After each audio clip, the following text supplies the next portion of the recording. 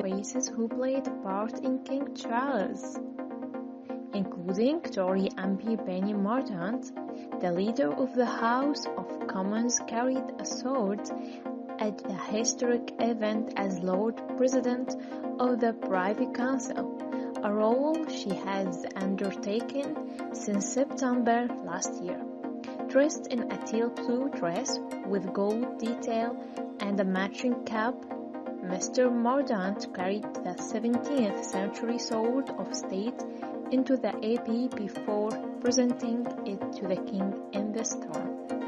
It was the first time in history that the jeweled sword of offering has been carried and presented to the monarch by a woman.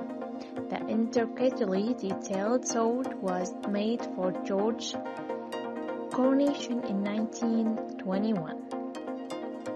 It is encrusted with diamonds, rubies, and emeralds, and is decorated with jeweled roses, thistles, and shamrocks. The sword was blessed by the Archbishop of Canterbury and then presented to the king by Mr. Mordaunt, who wore a $2,000 Ronnie dress by Atelier Sophia.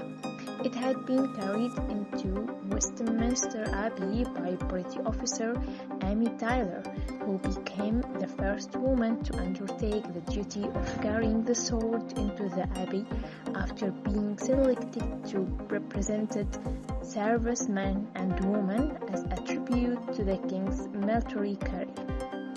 The sword, which symbolizes royal power, was placed in the king's right hand, then clipped onto his girdle and eventually unclipped. The king then stepped forward and offered the sword to the dean, who placed it on the altar.